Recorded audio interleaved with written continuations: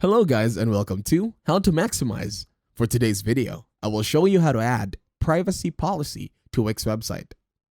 To start this tutorial, open editor.wix.com in your internet browser and then make sure you've logged in. Any browser from your internet PC, laptop, or Mac should work. Once you are on your website, hover your mouse to the left side and go to the third option that says Pages and Menu. And then a pop-up will appear. In here, you're going to tap on the button that says plus add page. Might take some time, but then just tap on it. Once done, a page will now appear. It should be loading, and let's wait for it to finish loading this time. Might take some time once again, but again, this will be super worth it. So just wait for it. Once all the options will appear, click on the first option, and then you can either add page or preview. If you're satisfied by it, click on Add Page.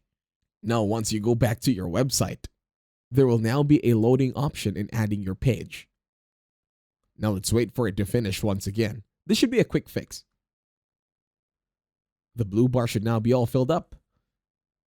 Over here at Slide Pages and Menu, you can now change everything from the title. You can change this to Privacy Policy. Go ahead, take your time in typing, and then click on Done. And then, as you can see, there is now a privacy policy option over at your website.